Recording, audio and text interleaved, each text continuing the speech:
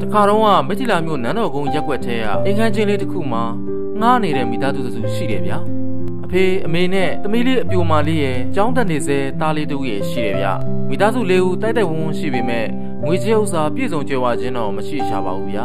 ဆင်းရဲရှားတယ်အဖေကြီးကမိထီလာမျိုးဈေးကြီးထဲမှာဈေးဆိုင်တွေမှာလိုအပ်ရင်လိုအပ်တယ်လို့ပစ္စည်းလိုက်ထမ်းရွှေ့ချပေးရတဲ့ထန်သမားကြီးဗျာမနဲ့ဝေလီဝင်လင်းတာနဲ့ညအကြံနဲ့သမင်းကြမ်းခင်းနဲ့ငပိရီကျိုးညအကြံနဲ့ဟင်းကြံလေးနေဖက်စားတော့ပြီးမိထီလာမျိုးဈေးတွေကိုခြေချင်းချောက်သွားရပြီဗျာအရွယ်ရောက်မင်းပြိုလေးနာမည်ဖြူဖြူလွင်နဲ့ဖြူဖြူလွင်ကရွက်ချမ်းရည်ကျိုးကြည့်ပြောရှုပြောရုပ်ဆင်းရှိပါတယ်ဗျာမိသားစုဝမ်းရည်အတွက်အန်တကူရေလေဖျားငကယုံဖျားအဲ့ဒီဖျားတွေမှာစပယ်ပန်းလေးတွေလိုက်ရောင်းချပါတယ်အတန်းပညာလည်းနဲရှာတာကိုဒီလိုနဲ့တနေ့မှာရေလေဖျားကိုအဖွဲလိုက်လာဘူးတဲ့တက္ကသိုလ်ကျောင်းသားတွေထဲကတယောက်နဲ့ညီတီတီဖြစ်တယ်ဗန်တဲ့ကောင်မလေးကိုစာရင်းနှောင်ရင်းနဲ့အတီးချစ်ချသွားတဲ့တက္ကသိုလ်ကျောင်းသားလေးနာမည်ကဖြိုးမောင်မောင်လေဖြိုးမောင်မောင်ကဟိုးရှမ်းပြည်ဘက်ကရွာတရွာကနေဒီကိုဆောင်လာနေပြီးကျောင်းလာတက်တာဒုတိယနှစ်လောက်ဖြစ်မယ်ဖြိုးမောင်မောင်တို့အိမ်ကအရန်မချမ်းသာပေမဲ့အတော်အဆင်ပြေတဲ့မိသားစုဖြစ်တယ်တားဖြစ်သူကိုအဝေးတနေရာမှာဆိုင်ကယ်အစ်စ်တစ်စီးနဲ့ရွှေတွဲလဲငွေတွဲလဲနဲ့ကျောင်းသက်စင်နိုင်တဲ့အနေထားစီးပွားဥစ္စာအတော်အဆင်ပြေတယ်လို့ပြောလို့ရပါတယ်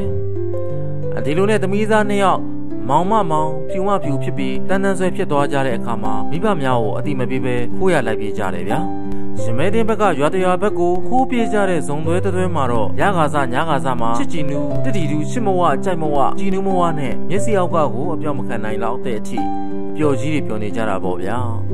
အချိန်တန်အိမ်ပြန်မရောက်လာတဲ့ဖြူဖြူလေးမိသားစုကတော့စိတ်မကောင်းပေမဲ့သူတို့သမီးလေးကိုမျက်ရည်လေးဆန်းဆန်းနဲ့အမြဲမျောနေလေးရှိကြပါတယ်အချိန်တန်တော့ဖြူမမောင်တို့နှစ်ယောက်မှာဆိုင်ကယ်ရောင်းထားတဲ့ငွေလေးနဲ့ပါလာတာလေးတွေကုန်သွားပါတယ်ဗျာကုန်သွားတော့ဖြူဖြူလေးမိဘများစီဒီလင်မယားပြန်ရောက်လာကြတယ်ဗျာဖြူမမောင်အိမ်ကအတော်စိတ်ဆိုးပြီးသူ့သားကိုအမွေဖြတ်တာတွေလုပ်တယ်အိမ်ရဲ့ထောက်ပံ့မရတော့တဲ့ဖြူမမောင်ကျောင်းတဝက်တစ်ပြက်နဲ့နားရပြီဗျာဖြူဖြူလင်ကထုံးစံတိုင်းပန်းထွက်ရောင်းချပါတယ်လင်ဖြစ်သူဖြူမမောင်ကဘာလို့ဘာကန်ရမှန်းမသိရောက်ကလေးလိုကုံလဲလိုက်မထမ်းနိုင်မိမဖြစ်သူလိုပန်းလဲမရောင်းရဲတနေ့သူမိမနဲ့အဖော်လိုက်သွားတာသူမိမဈေးရောက်နေတာကိုအဝေးကနေလှမ်းကြည့်ရင်သူ့เจ้าကအပေါင်းအသင်းတွေလှမ်းတွေ့တော့ပြေးပုံမိပါတယ်ဗျာဒီလိုနဲ့တလားလောက်ကြာတော့ဖြူမမောင်အတော်စိတ်ညစ်လာတယ်စိတ်တက်လဲကြလာတယ်အရင်တော့ဆိုင်ကယ်တူလက်စွပ်တဝင်းဝင်းနဲ့ငွေတစ်ထက်ကိုဘောင်းမီထဲထည့်ရင်သွားချင်ရသွားစားချင်ရစားငယ်ချင်းတွေနဲ့ပြောချင်ရပြောတဲ့အပူပင်ကင်းနဲ့တက္ကသိုလ်ကျောင်းသားဘဝကိုသူပြန်လွမ်းတယ်လွမ်းရာကနေပြန်တန်းတာပါတယ်ဗျာညတိုင်းထထိုင်ရင်စဉ်းစားမိတယ်အိမ်ခန်းချင်းလေးမှာဟိုဘက်ဒီဘက်ထရံပါးလေးကာထားတဲ့အခန်းချင်းလေးထဲမှာဟိုဘက်ခန်းကရောက်ကတိဟောက်တဲ့တခေါကိုနားထောင်ရင်ဂျင်းနဲ့ကြက်ထဲရောက်နေတဲ့ဖြူမောင်မောင်ဆုံးဖြတ်ချက်တစ်ခုရှာတယ်ဗျာမနဲ့လင်းတော့ရှစ်စနီးလေးမျက်နှာအထက်ထက်ကြည့်ရင်သူ့မိဘများစီတွားရောက်နားချတောင်းပန်မဲ့အကြောင်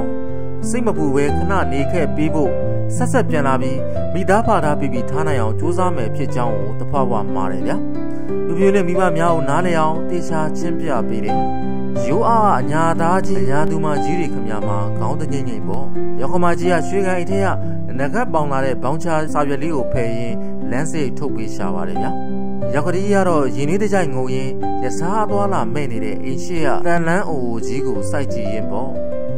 ့မောင်ငယ်လေးကတော့ကိုကြီးပြန်လာရင်မန်းချွေဆက်တော်သွားကြမယ်နော်ဆိုပြီးပြောနေလေရဲ့မတီလာကောင်းဝင်းမှာလက်လေးပြနှုတ်ဆက်ကြံခဲ့ရှာတဲ့ဖြူဖြူလင့်ခမမှာကြာမလွမ်းအားပါဘူးဗျာလွမ်းရစ်တဲ့ဝမ်းရစ်ခတ်တာမို့မိမိလောက်ခွင်မှာဘန်းလေးရွက်ပန်းလေးတီးရင်ပြန်လဲနှင်မျောရပါတယ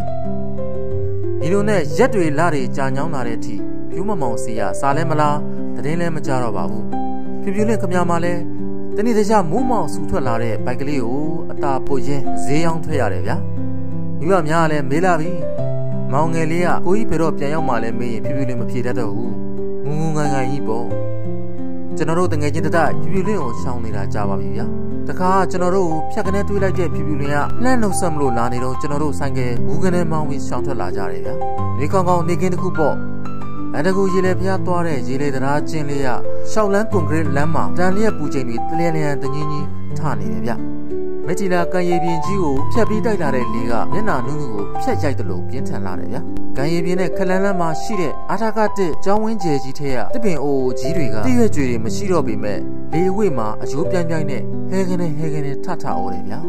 ျတရားအောက်ရှိမှာကန်ရည်ပြင်လှိုင်းထပြီးဝုန်းကနေပြေးဆောင်တယ်အခုလဲဟိုးအ အဝေးရေလေရပြန်လာတဲ့6လမ်းတနေရာမှာပြူပြူလွင့်ကိုစပယ်ပန်းပန်းလေးရွက်ပြီးပြန်လာတာတွေ့ရတယ်ဗျာ